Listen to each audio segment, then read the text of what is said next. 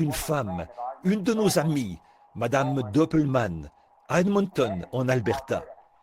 Et à seulement 30 kilomètres de la frontière canadienne, nous avons appris que mon frère se mourait.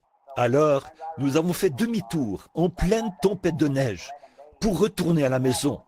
Nous avons donc voyagé pendant 11 jours. Nous sommes arrivés tard hier soir. Nous nous sommes couchés tard dans la nuit. Et nous nous sommes levés tôt ce matin. Alors, je suis très fatigué. Mais dès que j'ai pu joindre ma mère, après être arrivé à un endroit où il nous était de nouveau possible de téléphoner, elle a dit « Frère Neville est allé le voir ». Ça, c'est un véritable pasteur, les amis. C'est un... Nous apprécions vraiment cela. Bon, ça pourrait ne... Peut-être que vos bien-aimés n'en sont jamais arrivés là, peut-être. Mais dans un moment critique, quand on sait que quelque chose est en train de se produire, c'est rassurant de savoir que votre ami sera là. Il est tout de suite allé voir mon frère. Alors, une fois là-bas, aussitôt arrivé, j'ai changé de vêtements et j'ai couru le voir. Et qui ai-je trouvé dans la chambre, en prière? Nul autre que frère Neville. Il était en prière, là, dans la chambre, avec Howard. Je suis reconnaissant pour cela. Je préfère le dire ici, à l'estrade. Comme je l'ai toujours dit, je préfère vous donner un petit bouton de rose maintenant plutôt que toute une couronne après votre mort. C'est maintenant qu'il faut le faire. J'apprécie frère Neville, et je sais que nous l'apprécions tous dans cette église, parce qu'il est un brave pasteur. Juste pour lui montrer combien vous l'appréciez, levez la main vers Dieu, comme ceci. C'est ça, merci. Ça, c'est vraiment quelque chose que... Je suis allé à la maison, j'en ai parlé à ma femme. Je lui ai dit, chérie, quand je suis allé frapper à la porte, je suis passé lire sa fiche médicale au bout du couloir pour vraiment voir ce qui n'allait pas. Ensuite, je suis allé là et j'ai entendu quelque chose à l'intérieur. J'ai frappé à la porte. Je croyais que quelqu'un parlait. Il l'avait fait asseoir sur son lit avec sa Bible et tous les deux avaient la tête inclinée. Ils priaient Dieu quand je suis entré. Je me suis simplement joint lui dans la prière. Et aussi dans ma prière, j'ai dit à Dieu que je l'apprécie. C'est un véritable ami et un véritable pasteur. Puisse frère Neville vivre longtemps dans ce monde pour servir le Seigneur. Je crois qu'un si brave homme, Dieu le gardera ici pendant de très nombreuses années pour le servir. Cela a touché mon cœur plus profondément que tout ce qui m'est arrivé depuis longtemps. Bon, d'habitude, puisque la classe d'école du dimanche des enfants n'est pas encore terminée, alors j'ai pensé que nous pourrions peut-être prier pour les malades. Je n'avais pas annoncé que je serais là pour prier pour les malades, mais s'il y a des gens qui sont ici pour qu'on prie pour eux, nous prierons pour eux. Maintenant, si sœur Gertie veut bien venir jouer le grand médecin pour nous, et nous demanderons à notre cher Père Céleste de bien vouloir bénir ceux qui ont besoin de lui aujourd'hui. Nous voulons maintenant que tous ceux qui sont malades et qui ont des besoins se rassemblent autour de l'autel. Si je ne me trompe pas, est-ce bien Nelly Sanders qui s'avance? Oh là là, que Dieu te bénisse Nelly. Ça fait 25 ans. Que Dieu te bénisse Nelly. J'ai promené le regard tout à l'heure et je t'ai vu. Et je ne voulais pas que tu penses de regarder comme ça, les yeux braqués sur quelqu'un. J'ai regardé plusieurs fois et il me semblait que c'était Nelly. Probablement que personne ici ne se souvient d'elle. Je pense que certains d'entre vous, combien se souviennent de Nelly Sanders? Mais bien sûr, elle était l'une des premières personnes à fréquenter le tabernacle. Ma défunte épouse et elle étaient des amies intimes et aussi des sœurs en Christ. Et elle s'est mariée à un des officiers de l'organisme Volontaire pour l'Amérique. Et lui, notre frère, est parti pour être avec Dieu. Je crois qu'il l'a laissée avec 2 garçons, je crois. Quoi qu'il en soit, elle a des enfants, et certains vont encore à l'école. Nelly, toute seule, est désemparée, et elle arrive à l'âge où on devient tout nerveux et bouleversé. Elle m'a téléphoné quand j'étais dans une réunion à Phoenix, en Arizona, pour que je prie pour elle. Beaucoup de mes souvenirs, Nelly, remontent à une époque où le sol était recouvert de sciure, et où toi et Hope, la jeune Adcock et bien d'autres étaient là. Ça, c'était il y a de nombreuses années, il y a 25 ans. Le temps m'a filé entre les doigts. Nous avançons très rapidement sur ce chemin, c'est vrai. Eh bien, que Dieu soit avec toi maintenant. Vous qui êtes malade et qui désirez venir devant l'autel pour la prière, notre pasteur et moi, nous nous unirons pour prier pour vous. Avancez-vous. Et tout juste après ceci, il y aura un service de prédication, un bref message pour vous. J'aimerais que vous puissiez rester. Après la prière pour les malades, nous clorons le service d'école du dimanche. Nous passerons alors directement à l'autre service et j'ai quelques annonces à faire.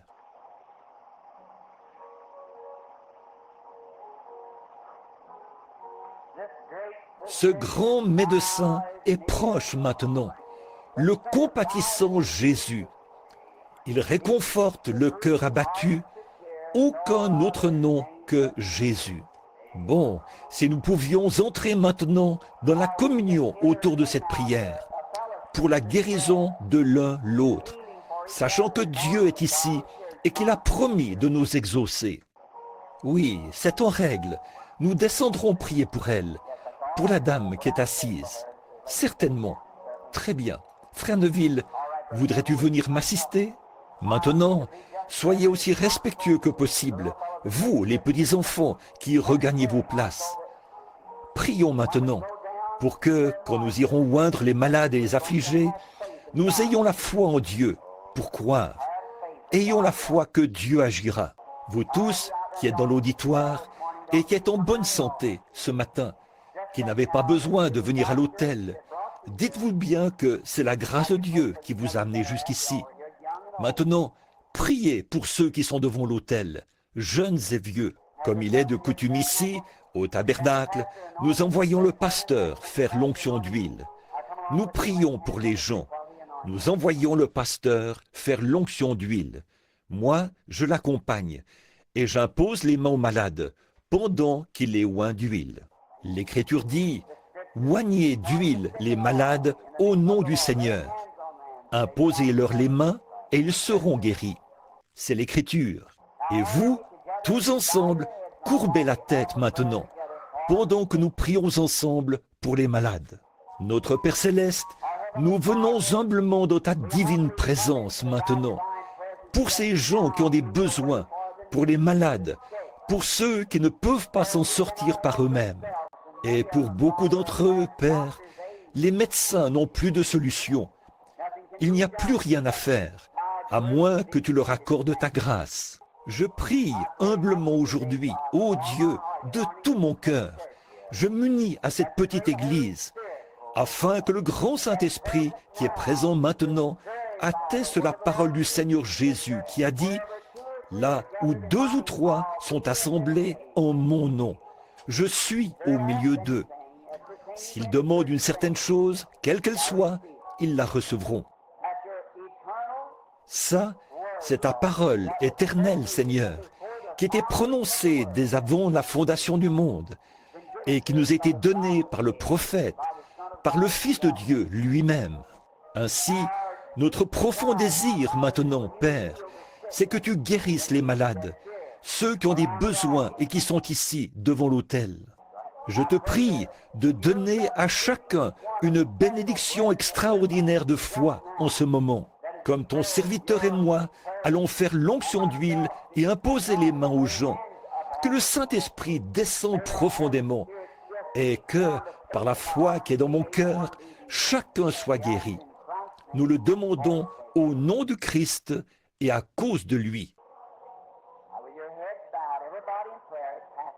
Maintenant, pendant que vous avez la tête inclinée, que tout le monde est en prière, le pasteur et moi irons prier.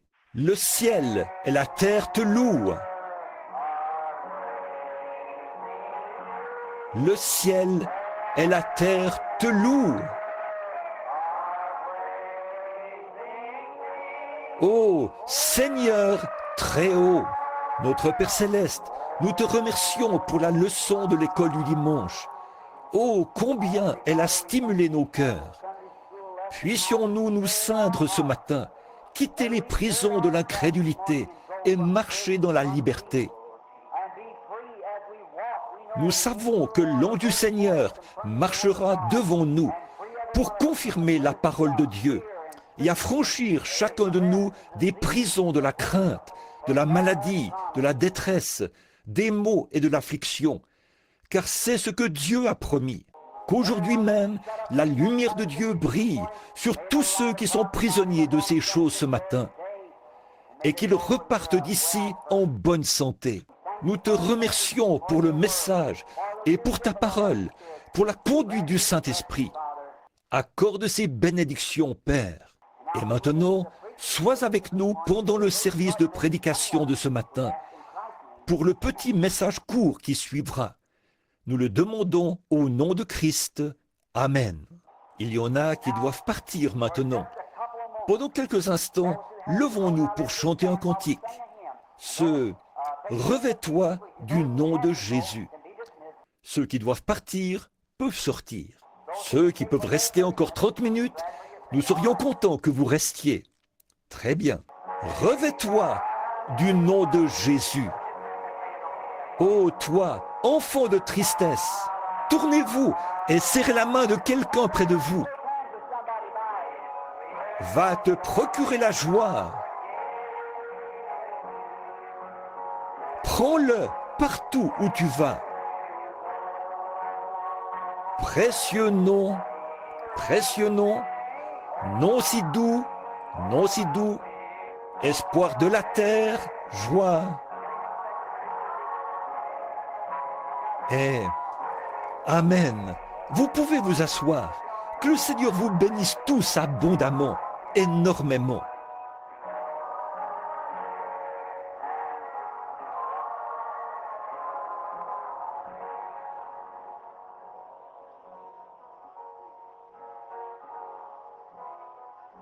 Amen. Be seated and the Lord bless you all real richly.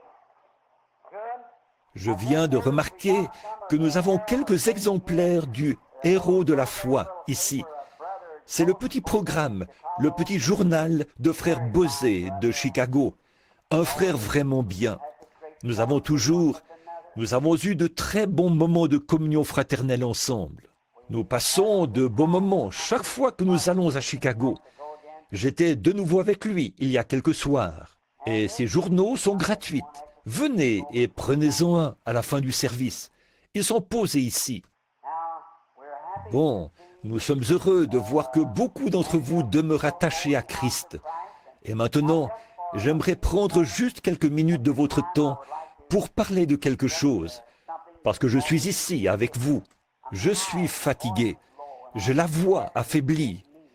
J'ai eu de grandes réunions. À Indianapolis, c'était une merveilleuse série de réunions, intenses. Et nous étions vraiment heureux le soir où nous avons vu des centaines de personnes traverser ce tabernacle, où environ 10 000 personnes étaient assises, venir donner leur cœur à Christ ce soir-là. Russell Ford et les autres, oh combien ils étaient transportés de joie. Et l'œuvre que frère Cadell a commencé depuis des années, continue d'aller de l'avant. Vous savez, j'aimerais avoir un bâtiment comme celui-là. C'est l'un des plus beaux bâtiments que j'ai vus, en raison de la façon dont il a été aménagé. Et là, chez eux, il y a vraiment quelque chose. Je crois que je suis du genre émotif. Quand je vois une grande œuvre que quelqu'un a commencée, ça me touche. Bon, je suis enroué.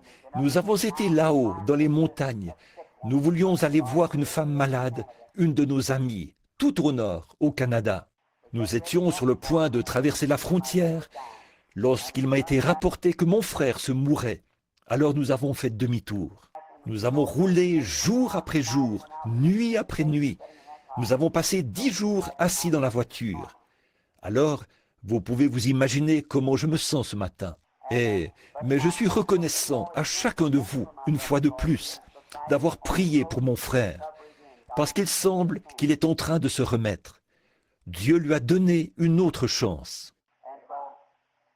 Donc je vous remercie et je loue Dieu pour tout. J'ai encore beaucoup de décisions importantes à prendre. Une tournée mondiale aura bientôt lieu. L'Afrique me tient beaucoup à cœur. Il y a d'autres endroits partout, si bien que je ne sais pas de quel côté me diriger. C'est partout, partout. Il y a aussi plus d'une dizaine de très grands congrès qu'on organise maintenant. Et on m'invite à aller à chacun d'eux. Il me reste 24 heures pour décider de la prochaine étape. Alors, priez pour moi. Priez pour moi. J'ai besoin de vos prières. Vous qui êtes ici devant, j'espère que ça ne vous a pas incommodé, qu'on ait arrêté ce ventilateur pendant un instant. J'ai été exposé à de très nombreuses choses dans ma vie, du fait de voyager pour le Seigneur. J'ai vu des conditions de toutes sortes, des maladies et la lèpre. J'ai serré des lépreux dans mes bras. Je leur ai serré la main et j'ai vu toutes sortes de maladies. J'ai été dans des salles et des camps d'isolement et tout, presque partout dans le monde. Et je ne suis plus un jeune homme. Nelly, je pense que tu le sais. J'avance vers l'âge. Puis l'autre jour, j'ai entendu parler de frère Bosworth, là, qui a presque 90 ans. Et pendant que j'étais à Indianapolis, il a eu un caillot de sang dans le cœur. Il était inconscient, un râle d'agonie dans la gorge. Madame Bosworth a appelé pour qu'on prie pour lui. Je suis allé là-bas, nous en avons fait l'annonce et avons commencé à prier.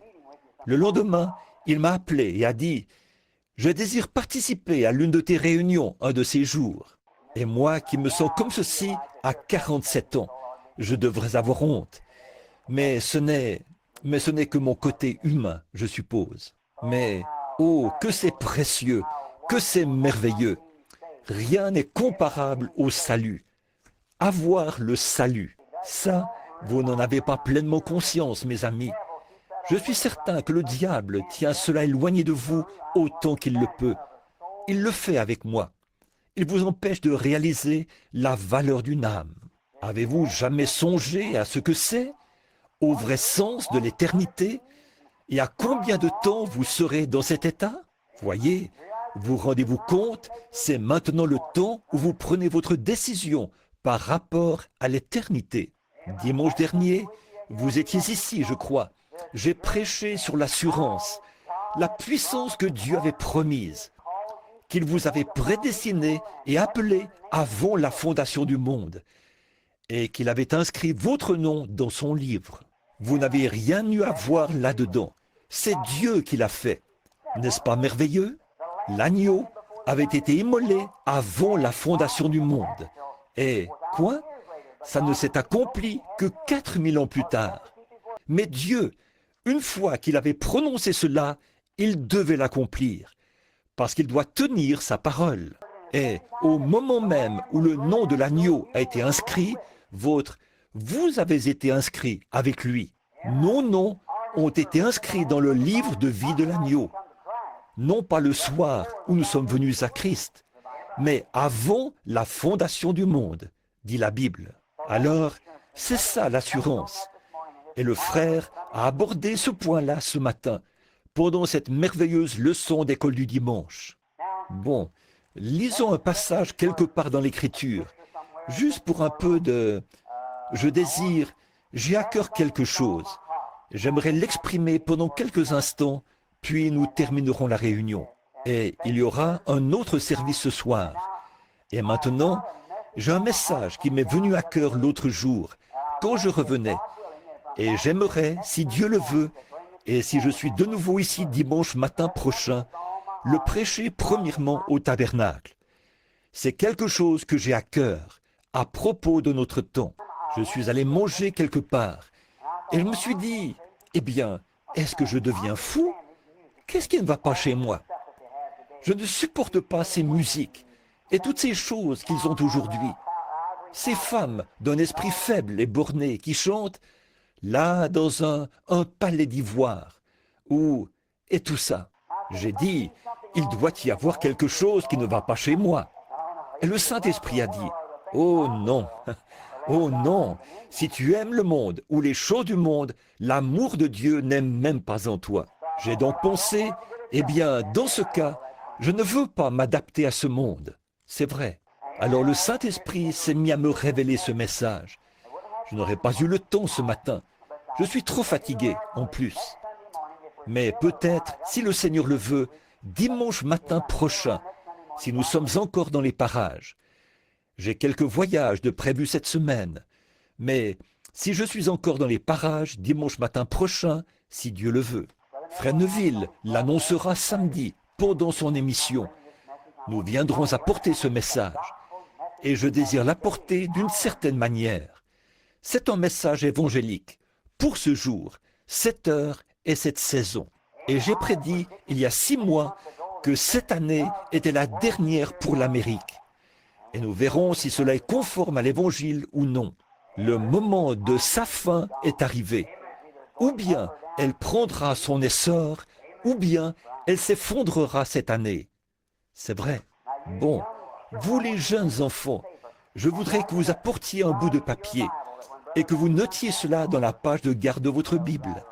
Alors, quand frère Branham ne sera peut-être plus de ce monde, vous pourrez voir si j'avais raison ou tort. Voyez? Ainsi, vous saurez si le Seigneur me parle encore. Vous voyez? Maintenant, dans Romains chapitre 4, je veux lire juste un passage de la parole pour continuer. Que dirons-nous donc qu'Abraham, notre père, selon la chair, a obtenu? Si Abraham a été justifié par son œuvre, il a sujet de se glorifier, mais non devant Dieu. Car, que dit l'Écriture? Abraham crut à Dieu, et cela lui fut imputé à justice. Or, à celui qui fait une œuvre, le salaire est imputé, non comme une grâce, mais comme une chose due. Et à celui qui ne fait point d'œuvre, mais qui croit en celui qui a justifié l'impie, sa foi lui est imputée à justice. Que le Seigneur ajoute sa bénédiction à la parole. Bon, le petit sujet, si on peut l'appeler ainsi, dont j'aimerais vous parler, c'est l'amour divin. Quand l'amour divin a été projeté et qu'il arrive à sa destination, la grâce souveraine prend la relève. Voyez? Eh bien, pouvez-vous imaginer? Méditez là-dessus pour vraiment bien saisir maintenant. Voyez? Quand l'amour divin a été projeté et qu'il arrive à la destination prévue, alors la grâce souveraine prend la relève.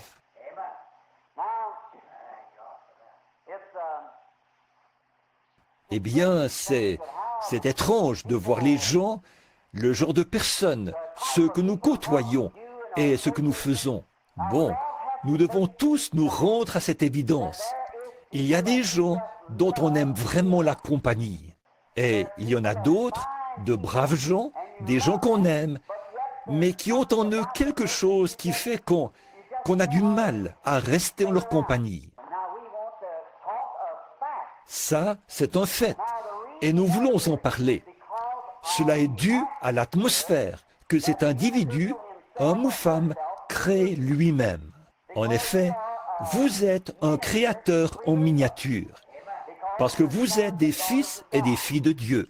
Peu importe jusqu'où vous vous êtes enfoncés dans le péché, vous êtes néanmoins des fils et des filles de Dieu. C'est que votre âme et votre esprit ont été déchus et dégénérés. Mais Dieu est votre créateur. Et dans votre état déchu, vous êtes une création perdue et séparée de Dieu, dominée par le diable. C'est vrai. Mais vous êtes néanmoins des fils et des filles de Dieu.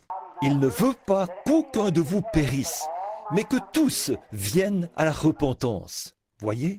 Et il a fait tout ce qui est en son pouvoir pour... Seul Dieu lui-même pouvait le faire. Donner la possibilité à sa créature d'accepter cela et d'être ce qu'il veut que vous soyez. Revenir à votre état normal. Et personne, maintenant je dirais ceci, et c'est assez tranchant, mais voilà, personne n'est dans son état mental normal tant qu'il n'a pas accepté le Seigneur Jésus. C'est une déclaration forte, mais c'est la vérité. Personne n'a toute sa tête tant qu'il n'a pas accepté Jésus-Christ comme son sauveur personnel. Ça peut sembler, mais c'est la Bible. Certainement, c'est vrai, c'est lui. Et dans votre être créé, or, aux yeux du monde, vous passez pour un fou quand vous faites cela. En effet, vous devez quitter l'atmosphère dans laquelle vous baignez pour entrer dans cette autre atmosphère. Quand vous faites cela, alors Dieu vous élève au-dessus du monde et vous vivez dans une atmosphère céleste. Voyez? Et là, aux yeux du monde, vous êtes carrément à l'opposé de tout. Voyez? Et ceci est à l'opposé du monde. Voyez?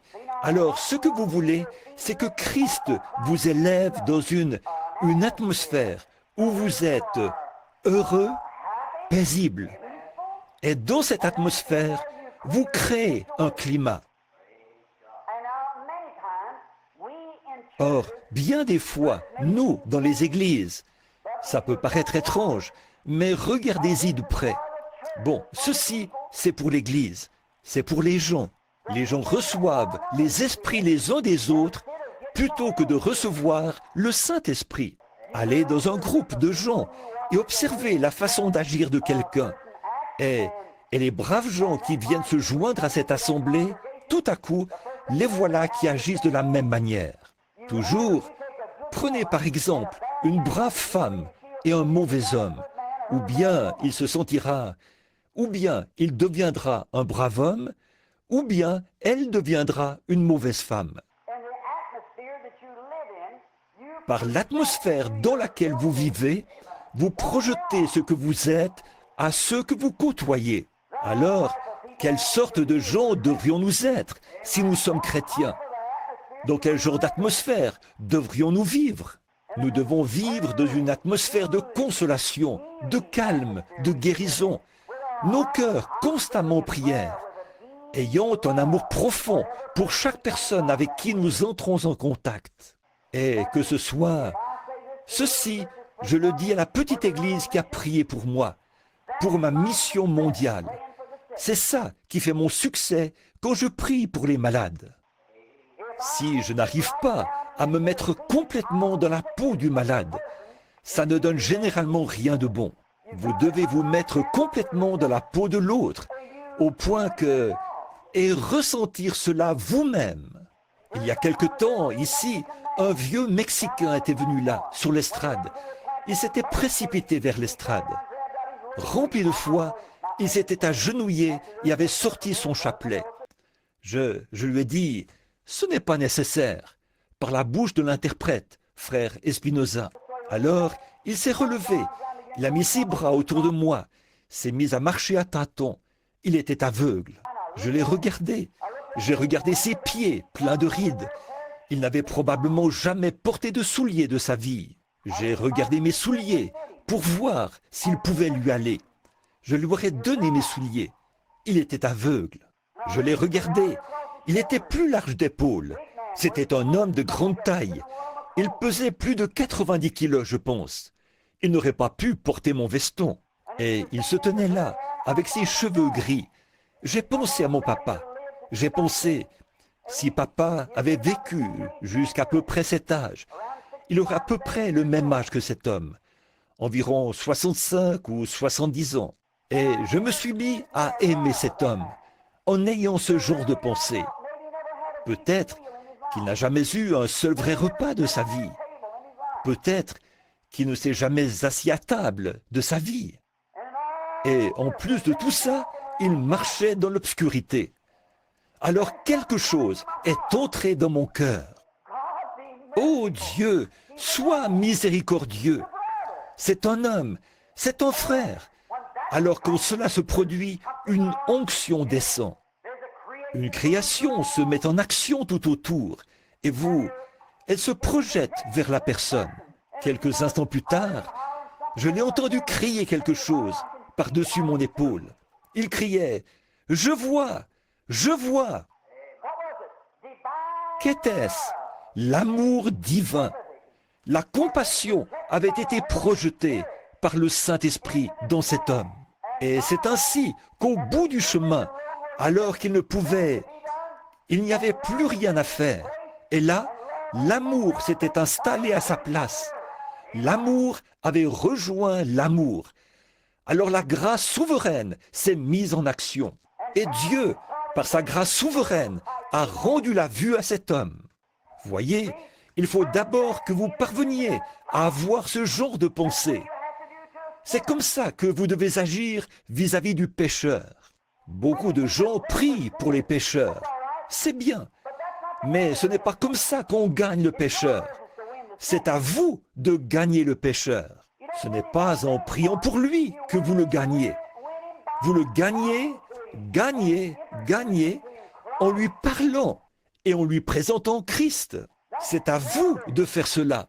C'est votre devoir de gagner les pécheurs en leur parlant et en projetant vers eux l'amour de Dieu par la parole de Dieu. C'est ce qui gagne le pécheur. Quelqu'un dira, moi, je ne vais jamais à l'église, mais j'aime bien cette femme-là, j'aime bien cet homme-là. Voyez, c'est parce que vous les gagnez. Si vous restiez chez vous à prier pour le pécheur, sans jamais entrer en contact avec lui, cela produirait très peu de résultats. Mais vous devez prier et ensuite aller vers lui. C'est exact. Allez-y, faites cela. Bon, donc, il s'agit de projeter cet amour. Il y a quelques jours, j'écoutais le témoignage d'un grand fabricant de charrues qui se tenait sur l'estrade. Eh bien, des hommes d'affaires de partout dans le monde étaient assis là, sur l'estrade, ce fabricant de charrues aussi. Il s'est levé et a dit, « Eh bien, j'ignore pourquoi j'ai dû subir une opération. Et j'aime cet homme. C'est un fidèle de frère Roberts, notre ami. Ainsi donc, il a dit, quand j'ai su que j'étais malade et que je souffrais de calculs rénaux, je suis allé déjeuner avec frère Oral. Et il a dit, frère Oral s'est levé et a dit, bon frère, je vois que vous êtes en détresse. Alors, il a dit, je vais prier pour vous. Et il a dit, eh bien, gloire au Seigneur. Mon désir était que vous disiez cela, frère Oral. Il a dit qu'Oral s'est approché, a posé les mains sur ses reins, et il a dit, je réprime ce calcul rénal, qu'il quitte cet homme sur le champ. Et il a ajouté, après cela, a-t-il dit, j'étais soulagé. Et il a dit, peu après, c'est revenu. Il a dit, je suis retourné voir frère Oral. Il a ajouté, il a prié de nouveau. J'étais soulagé. Mais chaque fois que ça revenait, c'était pire. Il a dit, alors je me suis dit ensuite, si seulement je pouvais aller voir, a-t-il dit, frère Branham, et me tenir devant lui. Alors le Saint-Esprit viendrait sur lui, et il me dirait pourquoi je n'ai pas été guéri quand frère Oral a prié pour moi. Donc, il a pris la route pour venir en Louisiane. J'avais des réunions là-bas, et je me suis tenu devant lui pendant 20 minutes. Le Saint-Esprit était muet, il n'a rien dit. J'ai prié pour lui, et il a dit qu'il s'est senti mieux. Et il est venu, puis il est reparti. Il devenait nerveux et agité. Il allait de lieu en lieu, demandant à tout le monde de prier pour lui, de prier pour lui. Et cet homme aimait le Seigneur. Mais finalement, ça s'est aggravé au point qu'on l'a expédié chez Mayo. Mayo l'a examiné et a dit, « Vous avez une chance sur 1000 de vous en tirer. Une infection s'est installée. Tout votre corps est intoxiqué. Vous souffrez d'urémie. » Et, oh, j'en oublie. Il a dit, « Vous avez une chance sur 1000. » Alors il a dit, « J'ai saisi cette chance. » Il a dit, « J'ai prié. Ô Dieu, tu sais que je t'aime. » Et je suis allé vers tous tes serviteurs. Il a pris le risque et on l'a endormi. Et il a dit qu'à son réveil dans la salle, il a dit qu'une lumière brillait dans la salle et que la gloire de Dieu était tout autour de lui. Et les médecins étaient dans l'étonnement. Ils entraient et disaient, « Eh bien, qu'est-ce qui s'est passé ici ?» Eh bien, disait-il, « Je me sens prêt à rentrer chez moi. » Qu'était-ce? Voyez, il avait fondé ses espoirs sur Si jamais quelque chose m'arrive, j'irai voir frère Roberts. Si ça échoue, j'irai voir frère Branham. Et pourtant, il aimait le Seigneur Jésus. Dieu a dû laisser échouer tout le reste et permettre qu'il soit cloué au lit. Et alors même les médecins ont dit, nous ne pouvons plus rien faire. Et alors, quand l'amour divin est arrivé au bout de son chemin, la grâce souveraine est entrée en scène et a pris la relève. Elle le fera chaque fois. Si vos motifs sont bons, si vos intentions sont bonnes, si vous avez l'amour divin et que vous croyez, allez de l'avant sans rien douter. Quand vous en êtes au point où vous avez l'impression d'être arrivé au bout du rouleau, alors la grâce souveraine prend la relève. Combien j'ai vu cela à l'œuvre, combien j'ai remarqué cela dans ma propre vie. Non pas seulement par une théologie ou par un genre d'expérience vécue par quelqu'un d'autre. Je suis très content aujourd'hui de pouvoir parler sur la base d'une expérience personnelle, de savoir que ça, c'est la vérité. Alors, pourquoi sommes-nous craintifs? Tant que nous savons que l'amour de Christ repose divinement dans notre cœur, que nous sommes passés de la mort à la vie, aucun démon de l'enfer ne peut pénétrer en nous, même à notre mort. Il suffit de persévérer dans cet amour et dans la foi. C'est comme un petit enfant. Prenez un petit enfant. Je vais vous le démontrer pour que les tout-petits puissent comprendre cela. Voici Madame Kelly, assise ici, devant nous. Un soldat ivre, je crois, avait foncé là sur eux. Au moment de la transporter, on la croyait morte. On l'a amenée à l'hôpital. Elle était inconsciente. Or, tout a échoué là-bas et elle s'en allait. Mais comme elle avait l'amour de Dieu dans son cœur, elle s'en est tirée. Je suis allé là-bas ce jour-là et alors la grâce souveraine a été projetée à la suite de l'amour divin. Ce matin, elle est assise ici parmi nous vivante. Voyez, c'est quelque chose qui se produit. Quand vous arrivez au bout de votre chemin, quand vous en êtes au point où vous ne pouvez plus avancer, alors la puissance de Dieu entre en scène. Par la grâce souveraine, c'est ce que vous voyez. Prenez un petit enfant, un petit bébé, qui a de petites crises, des spasmes, et qui pousse des cris, donne des coups de pied et crie à tue-tête. Et voilà qu'il finit par retenir sa respiration. Et vous voyez sa mère l'empoigner, le tirer, le lancer en l'air, lui souffler au visage. Laissez-le tranquille. Il n'y en a pas un seul dans toutes les annales médicales qui soit mort de cette manière. Il ne mourra pas. Ce n'est qu'une crise. Il cherche à s'attirer de la compassion. Il cherche à se faire cajoler. Et ce n'est rien d'autre qu'un caprice. Et après avoir poussé son caprice jusqu'à retenir sa respiration, et qu'il ne peut pas aller plus loin, alors la nature reprend le dessus. Il se détend et recommence à respirer. Toute votre agitation, le porter, crier, ça ne hurler, lui souffler au visage, ça exacerbe la situation. C'est ce qui arrive après que nous avons erré d'église en église, ça et là, de service de guérison en service de guérison. Mes frères, prenez l'amour et avancez, parce que vous êtes au bout du chemin. Dieu projettera la grâce souveraine quand vous arriverez au bout du chemin. Quand l'amour a atteint son paroxysme, alors Dieu est tenu. Quand vous arrivez à votre dernière extrémité et que tout est terminé pour l'homme, alors la grâce prend la relève. C'est la nature de Dieu d'agir ainsi. Combien j'ai remarqué cela, alors que je suis... Supportez ces témoignages personnels maintenant, pendant un instant. Vous avez lu le livre. Là, ce jour-là, à Portland, dans l'Oregon, quand ce fou s'était rué vers l'estrade et qu'il allait me tuer. Vous avez peut-être tous lu cela dans le livre. Qu'est-ce qui s'est passé? Dieu m'a envoyé prêcher l'Évangile, et c'est ce que je faisais.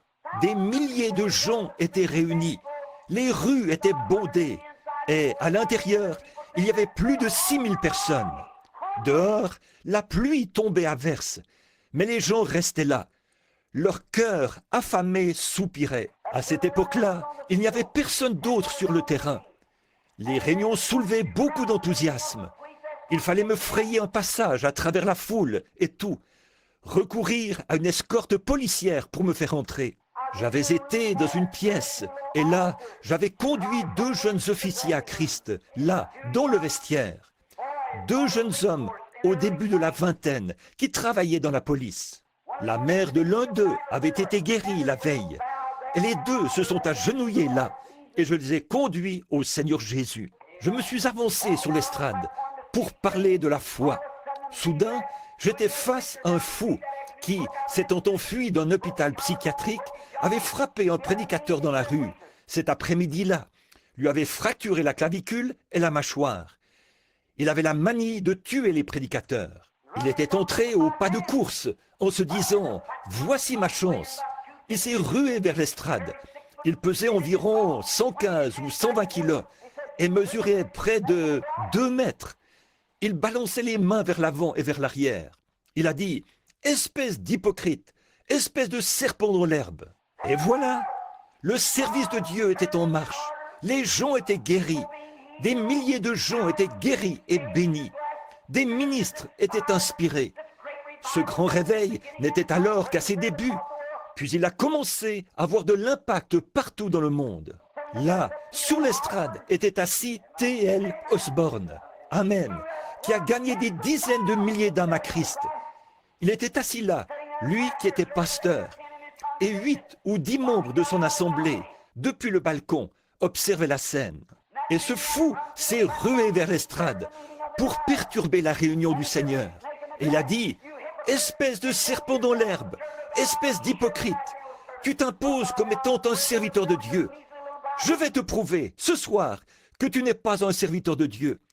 Et je vais briser chaque os de ton petit corps de misérable. » Et il est monté en vitesse et a brandi son gros poing pour me frapper. Je me suis retourné. Les prédicateurs étaient en débandade et tout. Et là, il s'est raclé la gorge et m'a craché au visage. Il a dit « Espèce de serpent dans l'herbe, je vais te prouver combien tu es serviteur de Dieu. Espèce d'imposteur. » Je n'ai rien dit. Je le regardais tout simplement. Et tout d'un coup, le Saint-Esprit. Quelque chose. Qu'auriez-vous pensé si quelqu'un vous avait craché au visage? Eh bien, s'il y a le moindre tempérament colérique en vous, vous sortiriez de vos gonds. Ça, c'est certain. Et 2 policiers se sont avancés. Les 2 policiers qui, avec des objets dans les mains, pour frapper cet homme, le neutraliser et l'emmener. Mais je ne pouvais pas les laisser faire ça. Dieu avait placé dans mon cœur de l'amour pour cet être mortel. J'ai pensé, ce n'est pas cet homme, c'est un démon qui l'a mis dans cet état. Cet homme, s'il avait été normal, son désir serait d'aimer et de vivre comme tous les autres hommes. Mais c'est le diable qui l'a mis dans cet état. Et l'amour a commencé à couler pour cet homme. Sans tarder, cet homme est tombé et s'est jeté là, à mes pieds. Après que l'amour divin avait été projeté, la grâce souveraine est entrée en scène et a pris la relève. Elle le fera chaque fois. Il n'y a pas longtemps, quand il se pourrait que je vous ai déjà raconté ceci. L'année dernière, en fait, ça fait maintenant 2 ans, je passais la tondeuse dans ma cour. J'essayais de tondre toute ma pelouse. J'y allais rondement. Je devais m'arrêter pour changer de vêtements, entrer prier pour quelqu'un, puis je ressortais. Bon, le gazon avait déjà repoussé sur ma cour. Avant d'avoir fini de tondre la cour avant, le gazon avait déjà repoussé sur la cour arrière. Donc, un jour, j'étais au fond de la cour arrière, avec ma vieille tondeuse. Je passais la tondeuse, j'avançais, j'essayais. C'était une petite tondeuse motorisée. Or, j'avais oublié qu'un nid de frelons était là, dans le coin. Et j'ai foncé dans ce nid avec ma tondeuse. Et là derrière, je ne portais pas de chemise, j'étais torse nu. J'ai frappé la clôture avec ma tondeuse, torse nu. En un instant, j'étais tout couvert de frelons. Vous savez ce que c'est, un grand nid de frelons. Il vous tuerait, de très gros frelons qui bourdonnaient. Oh, je me suis dit... D'abord, ça m'a effrayé. Puis, soudain, quelque chose a commencé à se produire. J'ai commencé à me tranquilliser. Les frelons continuent à bourdonner. Bon, ça va paraître enfantin, ça va paraître juvénile, mais le Dieu du ciel, devant qui je me tiens, sait si c'est la vérité ou non. Au lieu d'essayer d'attaquer, de frapper, d'écraser ces frelons, un amour, quelque chose de divin m'a alors envahi. Et j'ai pensé, pauvre petit frelon, vous avez le droit de vous faire un nid. C'est la voie que Dieu a pourvue pour votre protection. Je vous ai perturbé et j'en suis désolé. Si je pouvais recommencer, je ne vous perturberais pas. Je n'ai pas fait exprès. Mais j'ai dit, je suis le serviteur du Seigneur. Ces enfants malades sont venus ici pour que je prie pour eux. Alors, je dois me dépêcher de tondre cette cour. À présent, petite créature de Dieu, au nom de Jésus-Christ, retournez dans votre nid. Je ne vous perturberai pas. Qu'était-ce? À ce moment-là, ils auraient pu me piquer à mort. Par l'amour de Dieu, avec un cœur soumis, l'amour a été projeté et la grâce souveraine a pris la relève. Qu'est-ce qu'ils pouvaient dire à ces frelons, leur parler, et que, suite à cela, chaque frelon se met à voler pour former un cercle, qu'ils s'alignent tous comme un groupe de militaires, puis retournent tout droit dans leur nid. Qu'était-ce? Je ne pouvais pas parler à ces frelons. Je n'ai aucun moyen de leur parler. Comment aurais-je pu les empêcher de me piquer? C'était la fin pour moi. Mais j'avais l'amour. Dieu m'a donné l'amour pour ces frelons. Et je leur ai parlé avec ma voix. Et le Saint-Esprit, par la grâce souveraine, a conduit ces frelons directement de leur nid. Non loin de la route, à Henryville, il y avait un vieux guernesey un jour. C'était le grand taureau qui avait tué un homme de couleur, là, à la ferme Brooks. Il avait tué cet homme de couleur et avait failli tuer le jeune West de la même manière. On l'avait laissé dans la ferme. Je ne le savais pas. Je faisais ma ronde. J'étais censé porter une arme. Je ne l'avais pas sur moi. Un jour, je traversais. J'avais pensé aller de l'autre côté prier pour un malade. Je suis passé par ce champ, oubliant que ce taureau était là. J'ai marché jusqu'au beau milieu de ce champ. Que s'est-il passé? Tout à coup, d'un petit tas de buissons s'est dressé ce grand taureau de combat, avec ses longues cornes comme ça, et il a mugi. J'ai su que c'était ce taureau meurtrier. J'ai regardé en arrière. J'étais trop loin de la clôture, à environ 200 mètres. Il se trouvait à moins de 10 ou 12 mètres de moi. Il se tenait là, ses cornes pointées vers le bas, et il a laissé échapper un gros beuglement. Je n'avais pas d'arme, ni d'arbre où me réfugier. Je ne pouvais pas retourner vers la clôture. Je me suis dit, eh bien, c'est fini pour moi. Bill Branham, voici venir ta destruction. Tu vas être martyrisé, tué à coups de cornes, ici, dans ce champ. Je suis resté là. Mais soudain, quelque chose a commencé à s'installer. Cœur, la gloire de Dieu, quelque chose est entré dans mon cœur. J'ai pensé, j'ai perturbé ce pauvre animal. Ce n'est pas ce pauvre animal, c'est le diable qui le pousse à agir de la sorte. Et je sais une chose, la voici. Je désire que vous écoutiez cela. Il n'y a qu'une chose qui vaincra le diable, c'est le pur amour divin. L'amour vaincra tout. Dieu a tant aimé le monde. C'est ce qui a vaincu la question du péché. C'est ce qui a vaincu la question de la maladie. C'est ce qui vaincra les différends dans l'Église. C'est ce qui vaincra tout ce qui est contraire et qui doit être vaincu. L'amour le fera si vous le laissez faire. Ainsi donc, ce grand animal a foncé vers moi. Au lieu d'éprouver de la haine pour lui, frère Mike, je l'ai aimé. J'ai pensé, tu es la créature de Dieu. Qui d'autre que Dieu pouvait te créer? Tu étais couché là, paisiblement, et je suis entré dans ton territoire. Pourtant, des avertissements ont été affichés partout à travers le champ. Je n'y ai pas songé une seule seconde. J'ai quitté mon territoire habituel pour aller prier pour un malade. Et là, j'ai vu venir ce taureau, la tête oscillant comme ça, et il se dirigeait vers moi pour me tuer. Et je le savais, mais l'amour divin a commencé à entrer en scène. J'ai pensé, pauvre créature, pauvre bête, tu ne peux agir autrement. Tu étais couché là et je t'ai perturbé. Maintenant donc, je suis le serviteur de Dieu. Tu es la créature de Dieu. Au nom de Jésus-Christ, retourne te coucher, car je suis en route pour aller prier pour un des enfants de Dieu qui est malade. Retourne te coucher. Et ce taureau venait vers moi de toutes ses forces. Aucune crainte, je n'avais pas peur du tout. Pas plus que j'aurais eu peur de frère Neville qui est assis ici. Je ressentais seulement un amour pur et saint dans mon cœur. Qu'est-ce que cela a fait? Cela a créé une atmosphère.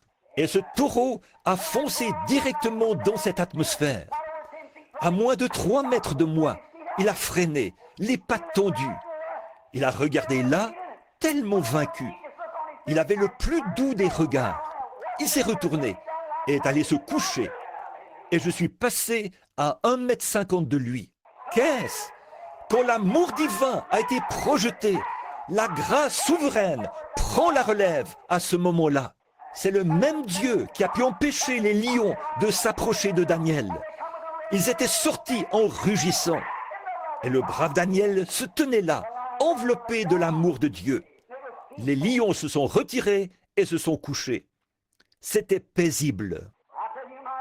Je te le dis, mon frère, quand Dieu t'enveloppe de l'amour divin, alors tu trouves la paix dans la vallée.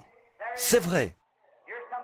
Il y a quelque temps, je revenais de Dallas, au Texas. Je revenais à la maison par avion. Nous avions eu une série de réunions là-bas. Et en chemin, il y a eu un orage et l'avion a fait un arrêt d'urgence à Memphis. Pendant que j'étais à Memphis, on m'a logé à l'hôtel Peabody. Oh, quel hôtel somptueux! Je ne me sentais pas tout à fait à ma place. J'étais là-bas ce soir-là et j'y ai passé la nuit. Le lendemain matin, on m'a appelé et dit « Révérend Branham ?» Oui. On m'a dit « La limousine vous prendra à 7 heures précises. L'avion décollera à 7h30. » J'ai dit « Merci monsieur » et j'ai raccroché. Je me suis levé, j'ai prié et je me suis dit « Eh bien, j'ai peut-être le temps de faire un saut à la boîte d'un bureau de poste. » J'ai ici de la correspondance à laquelle j'ai répondu hier soir. Je me suis levé et me suis mis à descendre la rue. Je marchais en chantant. Il y a des gens presque partout dont le cœur est enflammé. Du feu qui descendit à la Pentecôte, qui les a nettoyés, purifiés. Oh, il brûle maintenant dans mon cœur. Oh, gloire à son nom. Je suis si heureux de dire, je suis l'un d'entre eux. Je descendais la rue, le paquet de lettres à la main, allant vers le bureau de poste. J'ai senti une chose étrange. Vous savez de quoi je parle, n'est-ce pas? C'est comme si tout s'était tranquillisé. Oh, quelle sensation! J'ai pensé, oh là là, que c'est merveilleux. Bon, Doc chantait souvent un petit cantique. Que je marche guidé par la colombe céleste. Remplis-moi chaque jour d'amour. Je méditais là-dessus. Et cet amour s'est mis à couler en abondance. Nous avons l'amour, mais il nous faut l'amour en abondance. L'amour qui déborde. Vous dites, oh, j'aime les pécheurs. Mais, oh, mon frère, ma sœur, les aimez-vous suffisamment fort pour aller vers eux, discuter avec eux et les gagner à Christ? Voyez-vous ce que je veux dire? Vous dites, j'aime le Seigneur. Mais pouvez-vous lui faire confiance quand le médecin secoue la tête? Pouvez-vous lui faire confiance quand vous avez tout perdu? Il vous faut un baptême d'amour qui déborde, d'amour divin. Quand vous avez l'impression que vous priez, mais que votre prière n'est pas exaucée, continuez-vous à l'aimer? Y a-t-il en vous quelque chose qui continue à vous purifier? C'est la grâce souveraine de Dieu. Elle doit prendre la relève. Il le faut. C'est la nature de Dieu. Dieu ne peut rien faire d'autre que ça. Quand Dieu a vu le péché de ce monde, il a vu que les hommes se mouraient sans espérance et sans possibilité d'être sauvés. Et pourtant Dieu savait que les hommes l'aimeraient. Et cela a fait pression sur lui et a démontré sa nature. La nature de Dieu, c'est l'amour. Dieu est amour. Et cela a tellement fait pression sur la nature de Dieu qu'il a dû pourvoir d'un moyen de s'en sortir pour ceux qui désiraient s'en sortir. Il a envoyé dans le monde son Fils, fait dans une chair semblable à celle du péché, pour qu'il porte nos péchés et nos maladies au calvaire. Dieu l'a fait. L'amour de Dieu, une fois qu'il était projeté, a requis la grâce souveraine.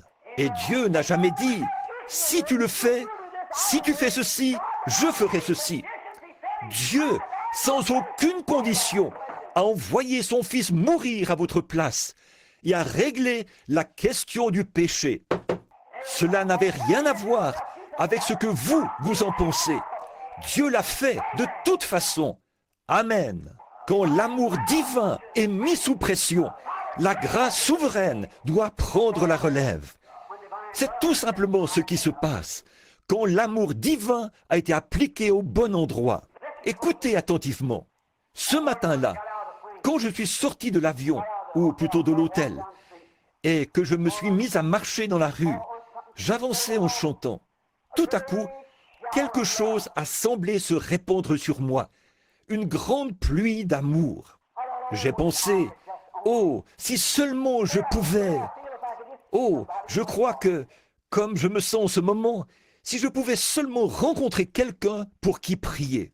C'est comme cela qu'on se sent, quand dans son cœur, il y a quelque chose qui tire. L'autre jour, puis-je m'arrêter de nouveau un instant? L'autre jour, la petite Sarah était malade. Quand nous avons pris la route, oh, il faisait très chaud. Toutes les nuits précédentes, j'étais resté éveillé. Je ne dormais qu'environ 2 heures. Il y avait des délégués venus de partout dans le monde. Il fallait rencontrer celui-ci, celui-là, prier, prêcher 3 fois par jour. Oh, que j'étais épuisé. Ça ne s'arrêtait pas. Puis, je suis sorti.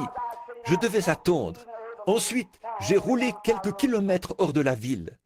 Malgré que c'était très tôt le matin, j'avais tellement sommeil que j'ai dû m'arrêter sur le bord du chemin pour m'allonger et dormir. Juste quelques minutes après, je me suis levé et j'ai repris la route. Je ne pouvais même pas garder les yeux ouverts, mais je m'efforçais d'avancer pour aller voir une certaine femme. Je devais traverser les déserts chauds et brûlants du Nebraska. Et j'ai pensé, oh là là, la petite Sarah était toute secouée et avait des hauts le cœur. La pauvre petite avait été malade toute la nuit. Le lendemain matin, elle était si malade que nous avons été obligés de nous arrêter. Son visage devenait pâle. En plus, j'étais terriblement fatigué et épuisé. J'ai pensé, oh Dieu, oh la situation est terrible. Oh Dieu, regarde, je n'arrive pas à conduire. Je suis si fatigué. J'ai été là-bas avec ton peuple. J'ai essayé de faire de mon mieux. Et la petite Sarah est très malade. Là, nous sommes allés. Je suis allé lui imposer les bains. J'ai dit, cher Père Céleste, c'est toi qui m'as donné cet enfant. Elle t'appartient. Je n'ai fait que l'élever. Je lui ai imposé les mains. Quelque chose a commencé à se mouvoir dans mon cœur. Cela a arrêté les vomissements. Depuis ce jour-là, elle n'a plus jamais vomi. Le deuxième jour, c'était au tour de Becky d'être très malade. C'était un genre de virus. Elle vomissait. La petite a vomi toute la nuit. Le lendemain, Meda a dit, il lui faut du Pepto-Bismol. Nous lui en avons donné quelques cuillerées. La petite a vomi cela sur le champ. Nous sommes entrés dans la région des Tétons. Quand nous avons quitté la contrée chaude et que nous avons commencé à monter, elle voulait voir cette jolie chaîne montagneuse. Elle n'y parvenait pas. Elle était très malade. J'ai dit, chérie, regarde ici. Je veux prendre. J'ai dit, papa veut te prendre en photo pour que tu puisses y voir la montagne. Elle a dit, oh papa, j'ai l'impression d'être en train de mourir. Alors nous lui avons donné du Pepto-Bismol de nouveau. Ce matin-là, nous avons prié en ces termes. Seigneur, sois miséricordieux. Oh, ça ne lui a fait aucun bien. Alors nous sommes arrivés là-haut et je l'ai fait sortir. J'ai dit, chérie, viens prendre de l'air frais. Il faisait froid. Elle avait mis sa petite veste. Il y avait de la neige au sol.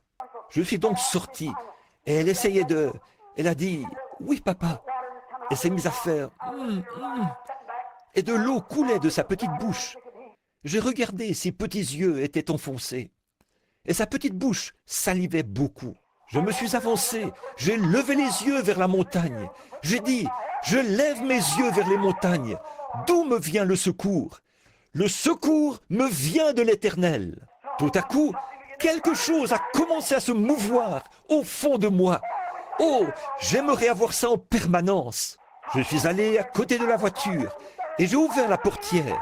J'ai dit, chérie, regarde ici, vers papa. Oh là là, cela a réglé la question du vomissement pour toujours. 5 minutes plus tard, elle courait partout et jouait avec Sarah. Qu'est-ce? Quand l'amour divin a été projeté, la grâce souveraine prend la relève. Il le faut. Je marchais dans la rue ce matin-là, à Memphis. Je reviens à mon histoire. Je marchais dans la rue, à Memphis, en chantant pour le Seigneur. Et tout à coup, quelque chose a dit, « Arrête-toi !» Je me suis arrêté. Tout à coup, il a dit, « Fais demi-tour, va dans l'autre direction. » Eh bien, c'était dans la direction du fleuve. Je me suis dit, « Oh là là !» J'ai avancé un peu plus. Je me suis dit, « Eh bien, c'était juste quelque chose que je... » Vous savez, souvent, on a des impressions, vous savez. Et souvent, les gens commettent des erreurs, parce qu'ils suivent leurs impressions au lieu de suivre la conduite divine. J'ai donc continué à avancer en me disant, c'était juste moi, une impression. Et oh, plus j'avançais, plus ça empirait. Je me suis mis là, en retrait, et j'ai regardé tout autour. Il y avait là des articles de pêche. Je me suis dit, alors que les gens étaient en train de me dépasser, que j'allais faire comme si je regardais ces articles de pêche. À ce moment-là, tous les gens avaient quitté le trottoir, ce groupe-là, quand le feu avait changé. J'ai dit, bienveillant Père Céleste, que voulais-tu que je fasse? Était-ce toi qui te mouvais dans mon cœur? On dirait que je vais éclater à l'intérieur. Il y a quelque chose qui se répand. Quelque chose a dit, fais demi-tour, rebrousse chemin. J'ai dit, pour aller où? Il a dit, fais demi-tour, rebrousse chemin. Pour aller où? Ça ne change rien. On continue à marcher, c'est tout. J'ai fait demi-tour et j'ai repris ma marche dans la rue. J'ai marché, j'ai regardé ma montre, ça continuait à insister. L'heure était passée. Je suis allé un peu plus loin. L'heure était passée. Il était plus de 7h30. À 8h. Oh là là, là là. Je m'étais rendu loin, très loin. Là, il y avait des maisons aux couleurs vives. Beaucoup de vieilles maisons aux couleurs vives là-bas, très loin. Je marchais là et le soleil était déjà bien haut. C'était au début du printemps. Les nuages s'étaient tous dissipés. J'ai pensé, eh bien, j'ai raté mon vol. Mais j'ai pensé, oh Dieu, si je rate mon vol, c'est ton ordre, tant que tu... Où me conduis-tu, Seigneur? Je ne sais pas où tu m'emmènes. Où vais-je? Ce n'était pas de mes affaires. Il fallait continuer à marcher. J'ai continué à marcher, c'est tout. Après un moment, j'ai regardé. Une mamie, le type même de tante Jemima, était appuyée contre un portail, comme ceci. Elle se tenait là, appuyée contre le portail. Elle avait de grosses joues rondes. Elle se tenait là, une chemise enroulée autour de la tête, comme ceci, et attachée en arrière. Je continue à marcher, là. Je suis arrivé à sa hauteur, et les larmes coulaient comme ça sur ses grosses joues. Elle m'a regardé et m'a dit « Bonjour, pasteur ». J'ai dit « Madame ». J'ai dit « Bonjour ». Elle a esquissé un sourire et m'a regardé, les larmes aux yeux. Je me suis dit « Elle m'a appelé pasteur ». C'est comme ça qu'on appelle les prédicateurs dans le Sud, vous savez. Et j'ai dit « Comment avez-vous su que je suis pasteur ?» Elle a dit « Je savais que vous viendriez. » Quoi? Elle a dit « Je savais que vous viendriez. » J'ai dit « Je ne comprends pas, tantine. Voulez-vous m'en dire plus ?» Elle a dit « Vous savez, avez-vous déjà lu l'histoire de la Sunamite qui n'avait pas d'enfant et qui a demandé au Seigneur de lui donner un enfant ?» Elle a dit « Et elle y est venue, l'a bénie, et elle a eu un enfant. » J'ai dit « Oui, madame, je m'en souviens. » Elle a dit « Je suis comme cette femme-là. » Elle a dit « Je n'avais pas d'enfant. J'ai prié le Seigneur. Et j'ai dit au Seigneur que s'il me bénissait et me donnait un enfant, moi, j'élèverais cet enfant pour lui. Et elle a dit, il m'a donné un enfant. Et elle a dit, j'ai fait des lessives sur une planche à laver. Une petite cabane se trouvait là, sur le côté. Elle a dit, j'ai fait des lessives sur une planche à laver pour élever cet enfant. Et elle a dit, quand il a grandi, pasteur, il a pris la mauvaise voie. Elle a ajouté, il s'est mis à avoir de mauvaises fréquentations. Et le voilà couché, mourant. Et elle a dit, le docteur est venu avant-hier, quand il a perdu connaissance. Et il a dit qu'on ne pouvait plus rien pour lui. On lui avait administré du Salvarsan 606 et tout, du mercure, de la pénicilline. Aucun résultat. C'est une maladie vénérienne, la syphilis. On pense que la valve de son cœur a lâché. Elle a dit, plus rien ne peut être fait pour lui. Elle a dit, il était couché ici, mourant. Et j'ai dit, oh Seigneur, je ne voulais pas voir mon bébé mourir comme ça. Et elle a dit, si seulement je pouvais l'entendre me dire qu'il est sauvé. Et elle a dit, j'ai prié pendant 2 nuits. Elle a dit, ce matin, vers 3 heures, elle a dit, le Seigneur m'a fait tomber dans un sommeil pendant que j'étais à genoux. Elle a dit, j'ai eu un songe. Elle a dit, j'ai vu venir un homme, vêtu d'un complet clair, avec un petit chapeau western posé de travers sur la tête. J'ai dit, Seigneur, cette femme-là, c'est moi. Mais où est ton Élie? Il a dit, le voici qui vient. Elle a dit, je me suis relevé rapidement de ce lit et je me tiens ici depuis ce moment-là à vous attendre. C'est exactement comme ça que j'étais vêtu. Oh frère, quand l'amour divin a été projeté, cette mère envers son enfant, oui, il pesait 80 kilos, mais il restait toujours son enfant, couché là, mourant dans la honte. Peu importe combien il s'était couvert de honte, c'était son enfant. Elle l'aimait. C'est ça, l'amour d'une mère. Peu importe combien il l'avait couverte de honte, elle l'aimait malgré tout. Et si vous ne pouvez pas oublier votre enfant, peu importe ce qu'il a fait, à combien plus forte raison Dieu peut-il ne pas vous oublier? Il a dit, vos noms sont gravés sur la paume de ma main. Une mère pourrait oublier son nourrisson, mais je ne vous oublierai jamais. Peu importe ce que vous avez fait, combien vous vous êtes éloigné, combien vous êtes empêtré, Dieu vous aime toujours. Dieu vous aime. Gardez cet amour vivant. Ne le laissez pas s'éteindre. Donc, elle a poussé un soupir. Elle a dit, oh, je ne pouvais vraiment pas. Elle a dit, pasteur, j'ai eu un songe dans lequel je vous ai vu venir.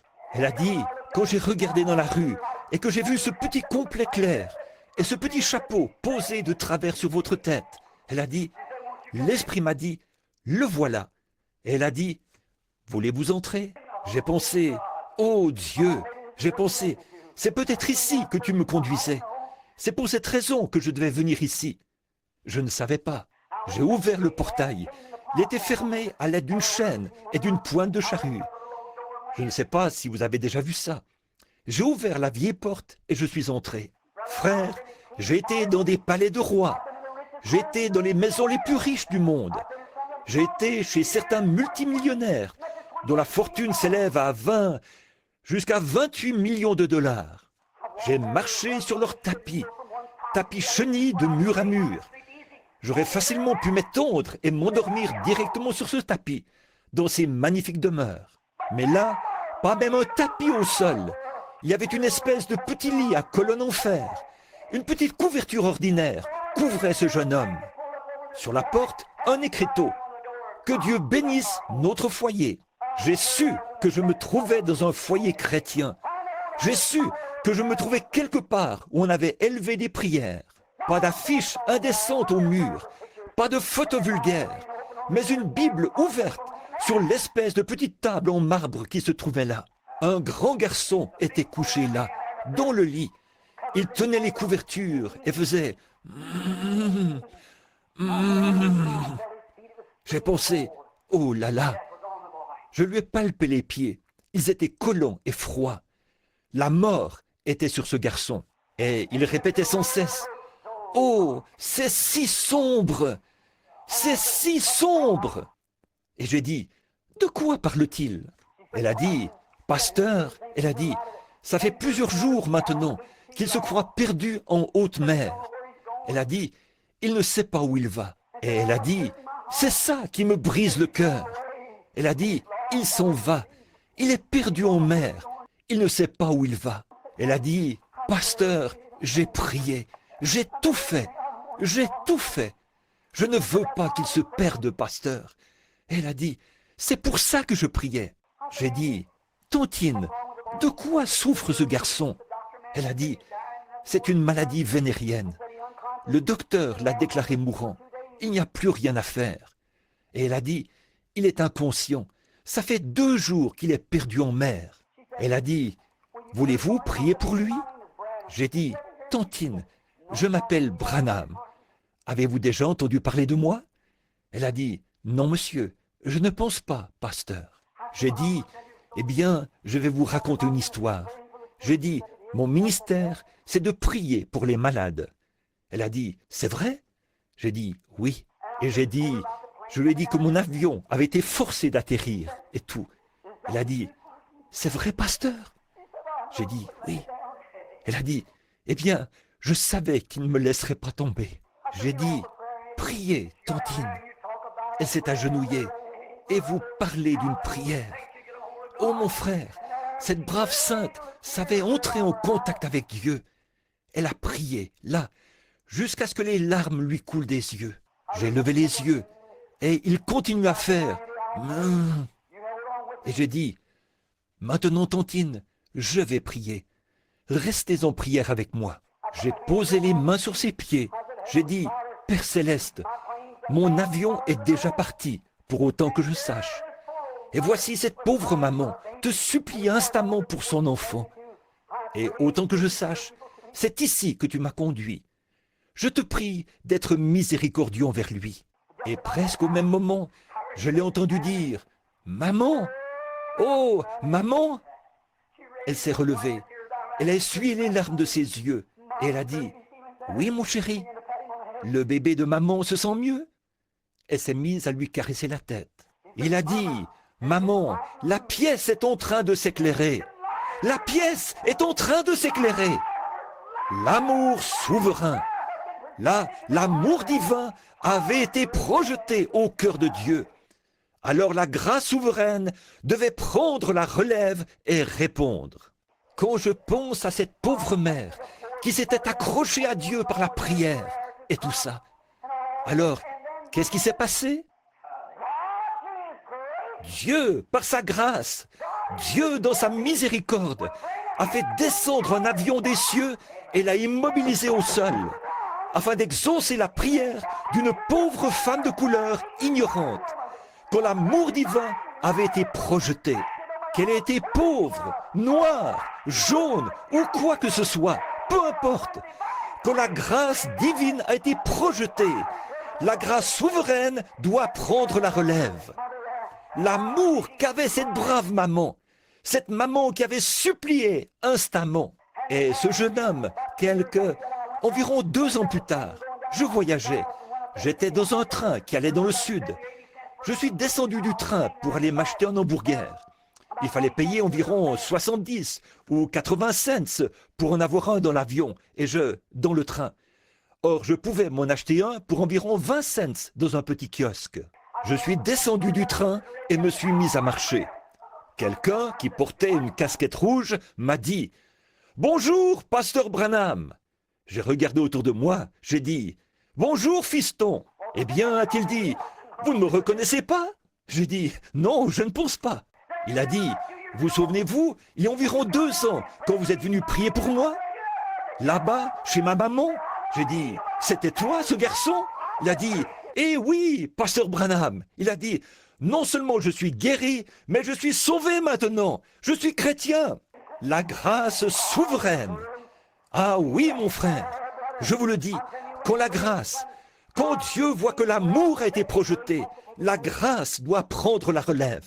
Il y a quelques semaines, chez moi, vous vous en souvenez, beaucoup d'entre vous, eh bien, quand cette brave opossum était étendue là, alors qu'une jeune fille, là-bas, avait noyé son enfant.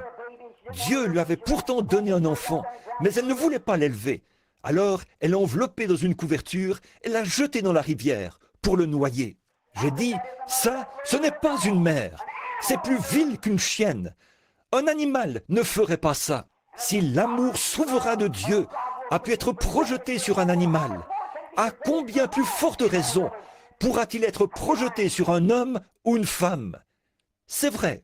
Et cette brave mère opossum qui se dirigeait vers l'allée, vous connaissez l'histoire. Elle est entrée et restée là, près des escaliers, pendant 24 heures. Et je n'en savais rien du tout. Frère Wood et ceux qui sont assis là au fond, et ce Wood qui avait pitié de cet animal, a dit « Frère Branham, pourquoi la laissez-vous souffrir ?» Et les pauvres petits opossums se nourrissent de ce vieux lait qu'ils tirent d'elle, alors qu'elle était tendue là, morte. Elle a dit « Pourquoi ne pas les tuer, frère Branham, ou abattre cette brave mère ?» Elle n'était pas tout à fait morte, elle était... Quand on lui donnait un coup, ça la faisait bouger un peu. Et elle était restée étendue là, toute la nuit. Et le lendemain, la brave petite Becky est venue là et a dit « Papa ?» Eh bien, le lendemain matin, vers le lever du jour, elle a dit « Que vas-tu faire de cet opossum, papa ?» Elle a dit « J'ai pensé à elle toute la nuit. » Et j'ai dit « Moi aussi, Becky. » Je suis descendu dans le bureau. J'ai dit « Retourne te coucher, chérie. Ce n'est pas l'heure de te lever, il est trop tôt. » Je me suis assis là, dans mon bureau. Je me suis dit « Eh bien... » Je me suis dit « Je dois faire quelque chose de cette brave opossum. Je ne sais pas quoi faire. » Puis j'ai entendu une voix. Et ça, je ne m'y attendais pas du tout. Au même endroit où les pommes étaient apparues ce matin-là, pour frère Hal, quand il était guéri du cancer. À l'endroit où les malades et les affligés ont été guéris. J'étais assis là, dans ce petit bureau. J'ai entendu une voix dire « Je l'ai envoyée vers toi. Elle est restée étendue là, comme une dame, pendant 24 heures, attendant son tour pour que tu pries pour elle. Et toi, tu ne m'as rien dit à ce sujet. » J'ai dit « Eh bien, je ne le savais pas du tout. » J'ai dit « Eh bien, tu veux dire que c'est toi qui as envoyé cet opossum ?» Je me suis dit « Qu'est-ce qui ne va pas chez moi? Est-ce que je parle tout seul ?» Je me suis surpris en train de me parler à moi-même. Je suis allé à l'extérieur. La petite Becky était toujours à la porte, en train de regarder. Je me suis approché. Cette brave opossum était là. Elle était toute couverte de rosée et tout. J'ai dit, Père Céleste, si tu as envoyé cette pauvre opossum ignorante, si tu l'as envoyée ici, tu as en quelque sorte mis dans mon cœur un amour pour elle, car elle est une mère. C'est pourquoi je ne pouvais pas la tuer. Je ne pouvais pas tuer ces petits. Et la grâce souveraine l'a conduite ici, pour que les gens le sachent et que ça leur serve de leçon. Alors, ô Dieu, je te prie, au nom de Christ, de la guérir. Et cette brave opossum qui avançait en traînant en arrière sa patte, remplie d'asticots et enflée au point de doubler en taille, s'est dressée sur cette patte. Elle a fait entrer ses petits dans sa poche et s'est mise à marcher là, aussi naturellement que n'importe quel autre animal que vous avez vu marcher. Elle s'est retournée vers moi, comme si elle se retournait pour dire « Merci, gentil monsieur ». À ma connaissance, ils sont très heureux aujourd'hui, elle et ses petits. Pourquoi? Quand l'amour divin a été projeté, la grâce souveraine prend la relève. Mon frère, ma sœur, il y a une seule chose à faire dans votre vie. Aimez le Seigneur votre Dieu de tout votre cœur, de toute votre âme, de toute votre force et de toute votre pensée. Et croire que chaque parole qu'il a prononcée est la vérité. Et quand vous arriverez au bout de votre chemin et que vous ne pourrez plus avancer, alors la grâce souveraine, la grâce divine sera projetée.